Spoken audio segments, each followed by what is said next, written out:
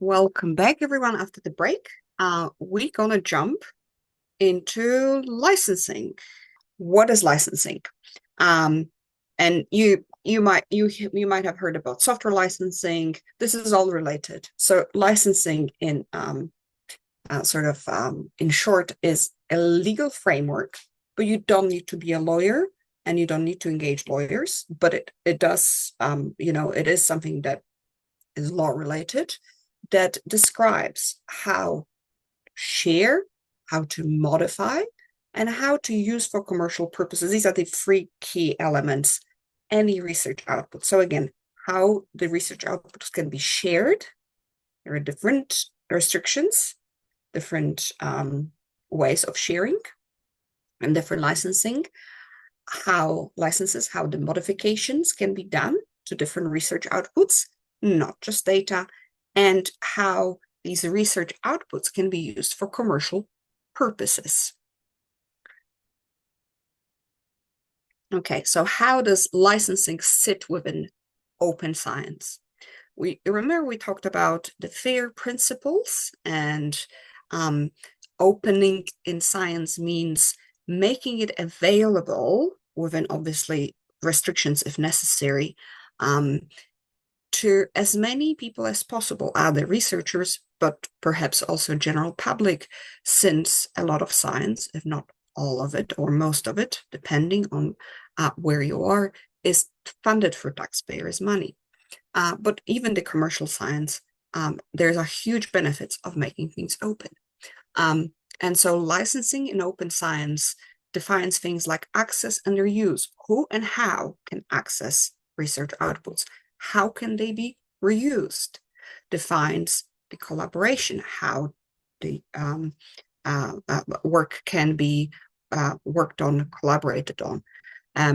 Attribution. So the licensing also says, okay, who, for example, if you take some data set and modify this data set, or you use this data set for your work, the license may say, that's great. Please include in your paper or in your report that data came from this data set and the author of this data set was such and such person, people. And licensing in open science also aim to ensure global equity. So makes sure it is something that allows access for everyone to the research outputs. Types of licenses. So there are different types of licensing in open science. Not only in open science, overall. But I will first talk about the open licenses. So there's licenses that we will commonly see in open science because they're open.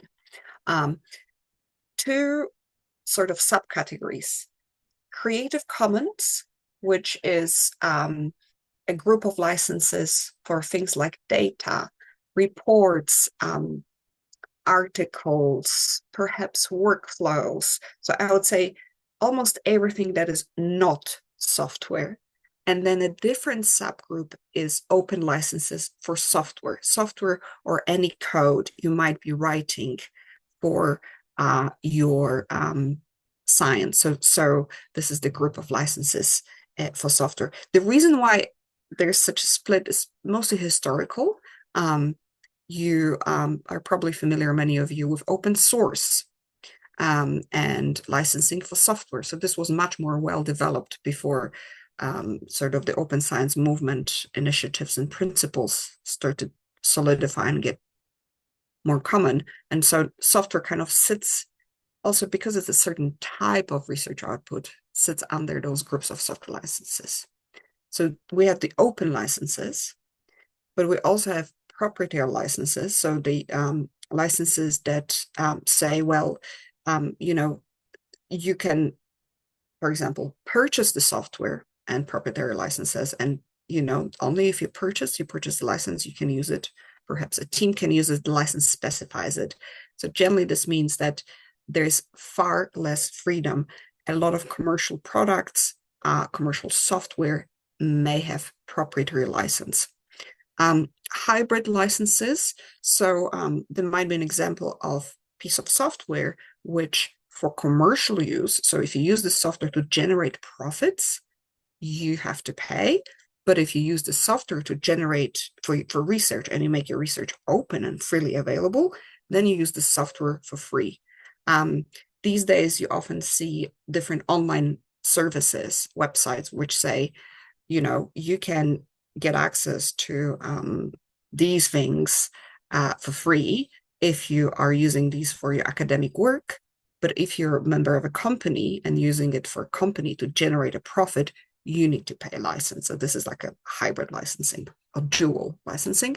And finally, public domain. It is a type of a license, but it's kind of completely open. It means this has been released into the public domain, and there are pretty much no restrictions on how something can be used. Now, if something is on a website, for example, you find it, and there is no license on it, it does not mean it is a public domain license. Quite the contrary.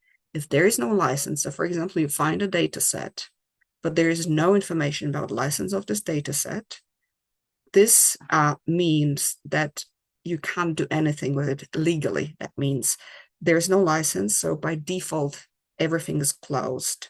Yes, I know in practice, I can download it, I can do things with it, but if you want to go by the book and then perhaps publish things based on that research, based on the data, you are actually not allowed to because there was no license on it. You can't use it. That's why putting a license on your work is really important. Public domain is explicitly stated. There are certain rules which are almost international around the public domain. For example, I think this is not quite a research example, but certain works of art, so art also can be licensed. When they're very, very old, they become public domain. So an example I give usually is works of Ludwig van Beethoven, so the composer who lived 300 years ago, and he composed some famous pieces of music. The notes, these pieces of music, they belong to public domain these days. So it's not that his family now makes money out of it or some company that is a record company. I mean, they still can by recording things and if somebody purchases it, but anybody can take the notes and you can find them and use them. So that's what public domain is. But this has been clearly, explicitly stated. What Beethoven did is now in public domain. Okay, let's carry on. Let's look at Creative Commons. So I said that their group of licenses Creative Commons, but I also started with saying that licensing is a legal framework. Now, legal things are typically specific to a country. Of course, we have international law, but most of the law is defined by every country inside of the country. Some things are coordinated between countries, and we can think about licensing as being coordinated between countries. So there's no international licensing law. There are some potential regulations, but we have Creative Commons licenses from almost every country in the world, including South Africa. So if you're from South Africa, there will be, and this is a screenshot from Creative Commons South Africa. If you are from, I think we had somebody from Tanzania, I'm pretty sure there's Creative Commons Tanzania. And there will be spelled out Creative Commons licenses for South Africa. Most of the time, these licenses are identical between countries, the Creative Commons licenses, but there might be some small differences, and it's worth to have a look at that. Most of the time, Creative Commons is a common license because this is a type of open licenses. They look the same in every country. Now, here is sort of you can see how it's a kind of a line showing us how these Creative Commons licenses, that there are different types. There's 7 of them, and they go from most open, we have the green on the left, to the least open. And those little little little uh, um, rectangular things, these are kind of like, they have the information what type of license that is. You can see our materials are the second from the top license. So our slides are licensed, and we have that little marker in the corner of almost every our slide. CC BY. So CC stands for Creative Commons. So our slides are not software. So the best licensing is Creative Commons license. CC BY means by whom? By attribution. So this means that our slides are free to use for any purpose, but we do request to provide the attribution to say these slides are from Anelda and Alexandra. The information is there how to provide that attribution. You can take these slides, modify them, run the same workshop. You can charge money for running this workshop. You can take part of these slides and run a workshop and charge for the workshop, or run it for free. You can take some of these slides and create a book from it. But we do request, please provide attribution that we were the original authors. And then as you go down from the top, so the 0 means you can do anything and you don't even have to provide attribution. But we do ask, please provide the attribution that we created that, or the original slides that you might have used as a basis. And then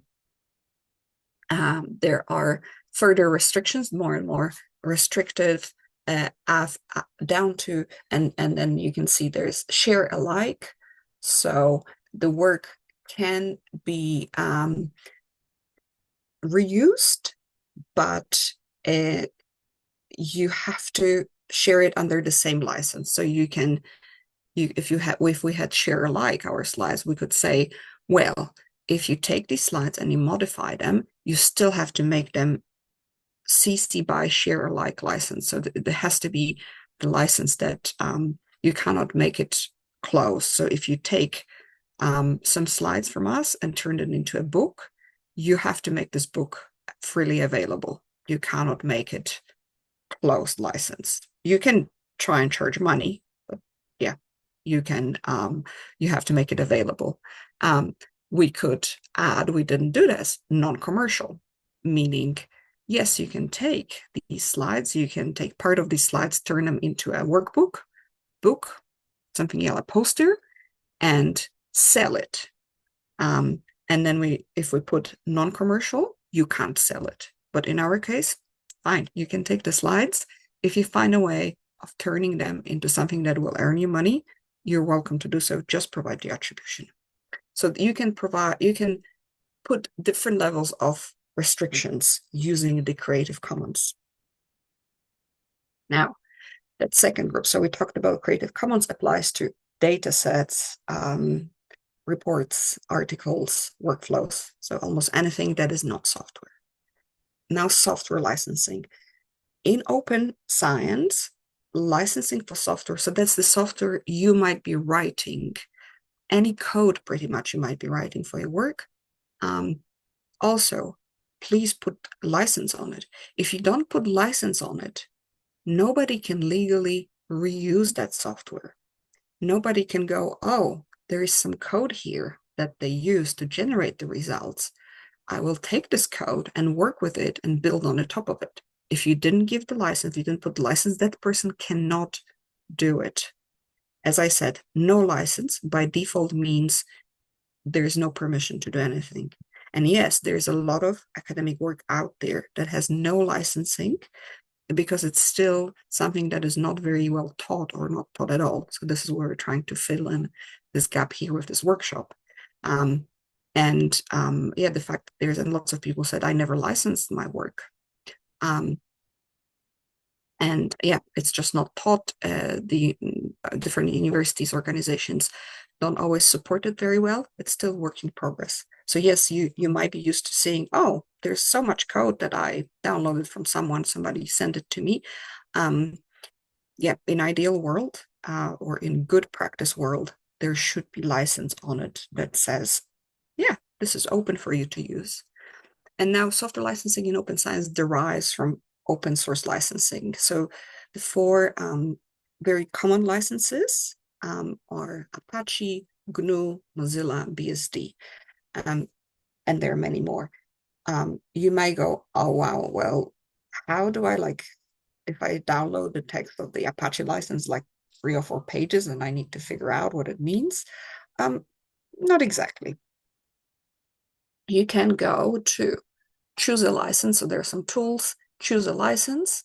And this is a very useful website. This is a screenshot that takes you step by step. So you say, I want to license software. And then the next step, you can say, yes, I want to allow people to use it with no restrictions, or I only want to allow it to use it so that people make only free things out of it.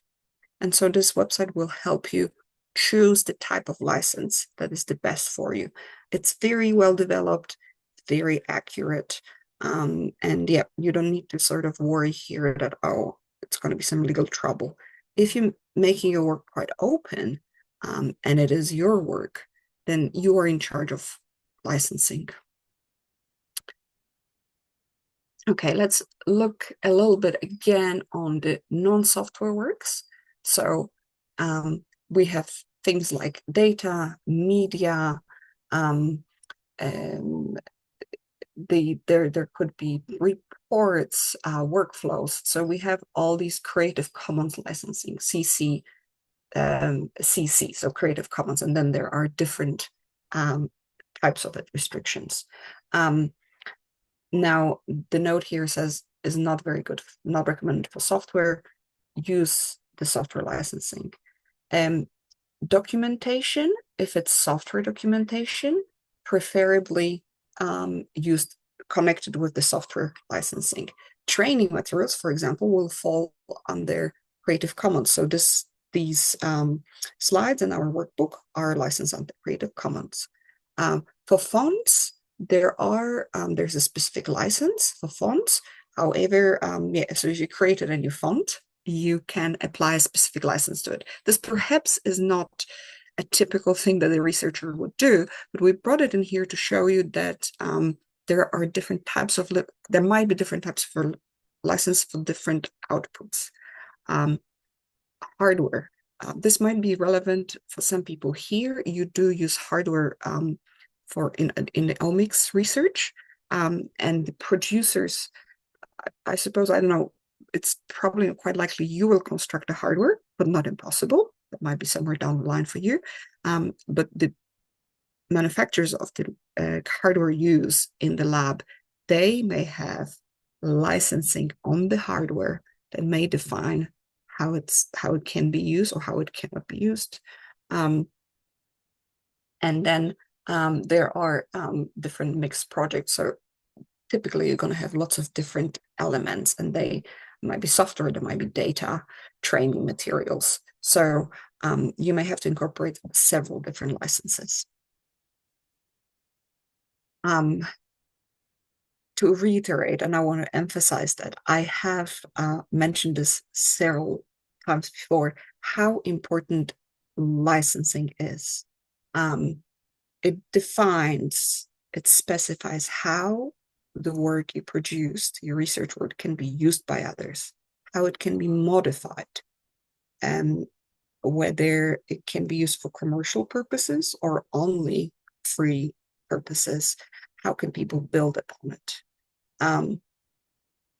And open licensing underpins the open science, so helps to make things as open as possible and supports reuse, collaboration. If you make your work if you put an open license on it, it is highly likely you're going to get many collaborators or potential collaborators working with you, because the work is openly available. They can start interacting with it and perhaps reach out to you and say, hey, I started building these things on the top of your work. Perhaps we can work together.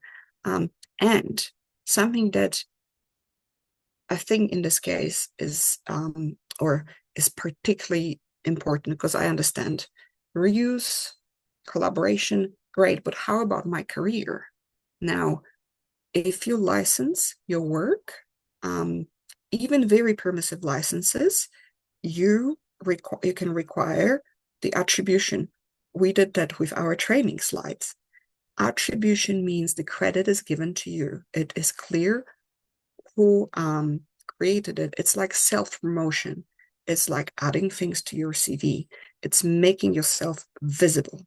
So it's really worth to think about licensing because and using it because it will positively bring positive.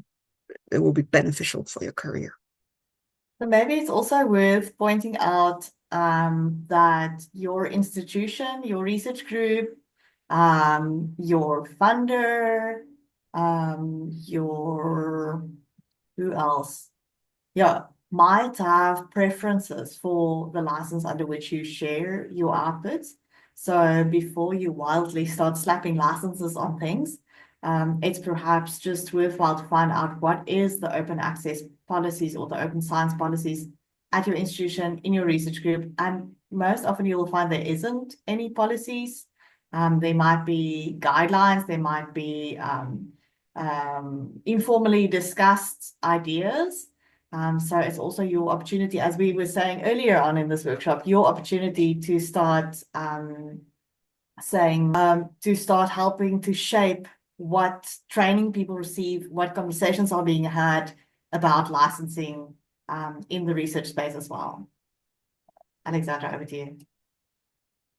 Thank you. So as you can see on my screen, the license choosers, the ones that Anilda just mentioned. So just to show you how that workflow, I said, oh, they're great tools. And I just want to demonstrate these tools. So this is the Creative Commons website, and they have license chooser.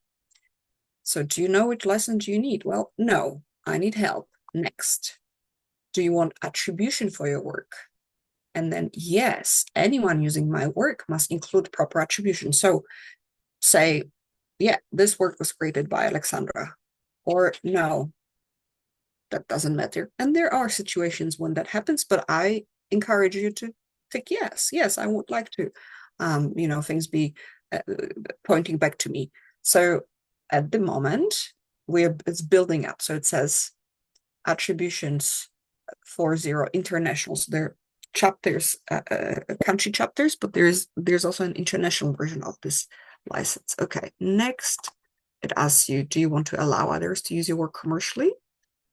Yeah, fine. I am happy with that. People can use it, make money out of it. So next, so this didn't add any restrictions, but I could come back here and say, actually, no, I don't want anyone to make money out of it. If they make great products out of it, great. So I say no, and see, it became modified and did non-commercial. Now, then you can specify derivative works means can people mix and match and use bits and pieces of your work, and so on and so forth. So you answer these different elements here, and then the system shows you this might be a good license for you and explains it. And also, so this is the Creative Commons one, and there is also choosealicense.com. This one is underpinned by GitHub, but it also shows you this one helps you to choose software license, not only software license, but definitely software license. So you can say, I need to work in a community. I want simple and permissive, and it gives you the different options. I care about sharing improvements, but then it says, well, my project is in software. So that's going to help you, probably guide you to Creative Commons. But these sections here, they will guide you through software licensing. These links and information is in our slides and our workbook as well.